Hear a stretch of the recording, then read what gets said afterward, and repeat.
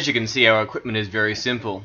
We're using a 33 litre polypropylene fermenter. Polypropylene doesn't start to degrade until 260 degrees Celsius, so it's ideal. This is supported by 2 Coke crates. We've installed an urn tap with a back nut so that we can drain the wort off later.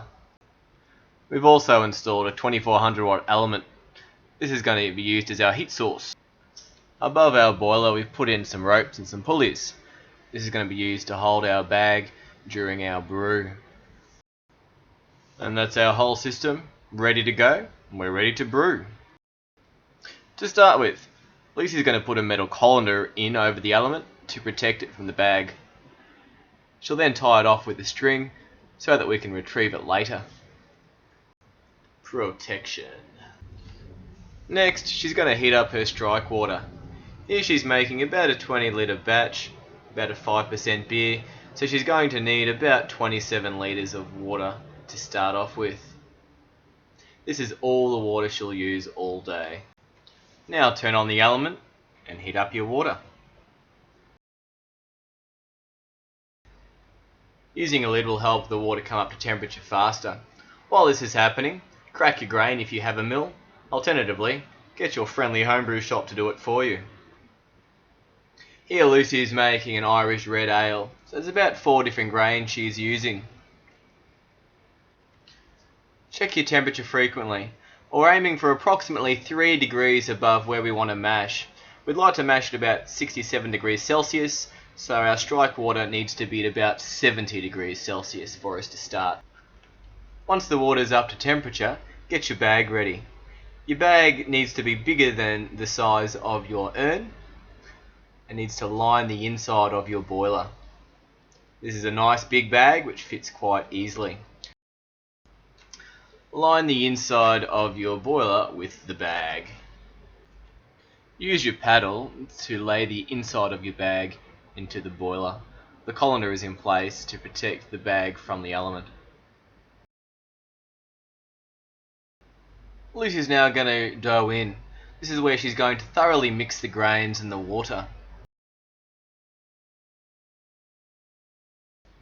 From experience, we know that the temperature is going to drop approximately 3 degrees. We also know that when we mix about 27 litres and 5 kilograms of cracked grain, that the overall capacity is going to rise to just under 33 litres. Adding the grain slowly and mixing thoroughly ensures that all the grain is moist and there's no dough balls. Mix the mash very thoroughly and ensure that you make some kind of comment about the colour. Beautiful colour. I like this. I've never done anything with roast barley in before. It looks beautiful. I want to make a fabric with that brick. Check the temperature once everything's mixed in, ensuring that you've hit your target. If it's too cold, just turn your element on for a little while and stir while things heat up. If it's too hot, just add some more cold water. Here, everything's right. Put on your lid,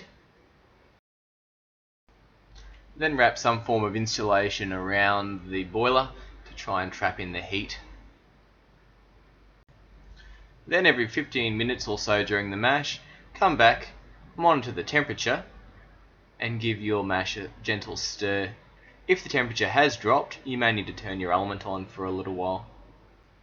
The mash will normally take you between 45 minutes and an hour and a half to complete. During the mash, the amylase enzymes will break the starch in the grain down into simple sugars. To ensure the conversion of starch has taken place, we undertake an iodine starch conversion test. We simply grab some of the grain, put it in a little container, and add a few drops of iodine.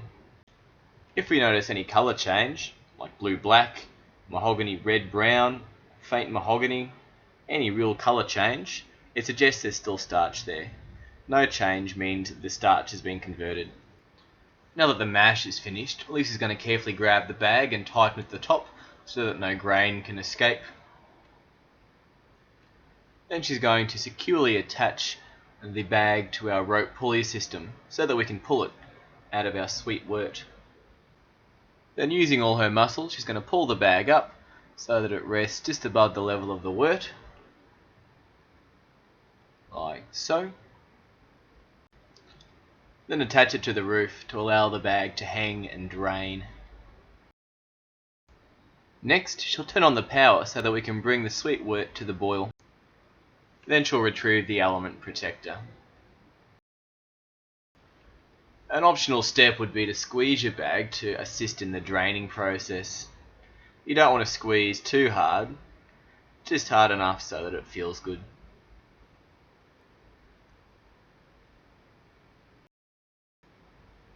Once you've finished draining the bag, discard your grains. They can be used for biscuits, chook feed, or just thrown away.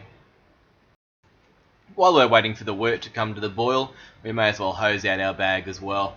It saves doing it later. Once the wort's come to the boil, it's probably ready to add some hops, depending on our recipe. We can use a hop bag, or you can just add your hops directly like Lucy's doing here. In the last 20 minutes or so, we're going to throw in some kettle finings. Here we're using some Irish moss. This will help coagulate all the proteins. At the end of the boil, we're going to turn off the electricity, and we're then going to do a whirlpool. Stirring vigorously in the one direction like this will help collect a lot of the extra trube in a cone at the bottom of our boiler, so that it doesn't necessarily go into our fermenter. After allowing the wort to settle slightly, we're going to drain off our wort into our cube. This is employing the no-chill method, whereby we're going to let the wort slowly cool overnight, and we're going to pitch the yeast the next day. Here we've used a piece of hose which goes into the bottom of our sterilised cube with some engine clamps to control the flow. Here Lucy is tilting the boiler forward to get the last of the wort out, while trying to keep the majority of the trube in the boiler. There's the trube sitting at the bottom. Next, she's going to disconnect the hose and put the lid on. To minimise the amount of air inside the cube, she's going to use a towel, because it's hot, and push the cube up against a wall, trying to get the level of the wort to come right to the top. Then she's going to put the lid on nice and tight. We like to store the cubes upside down. Firstly, it means that the hot wort comes in contact with all parts of the cube. It also lets us know if it's leaking.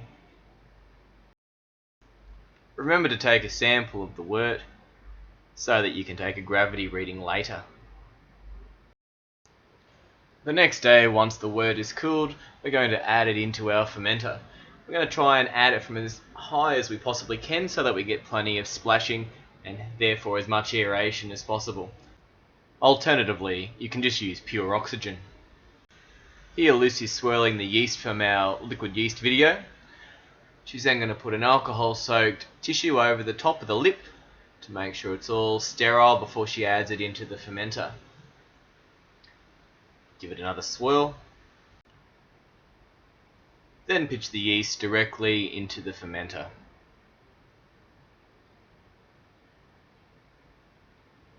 And put the lid back on. And that's how you brew in a bag.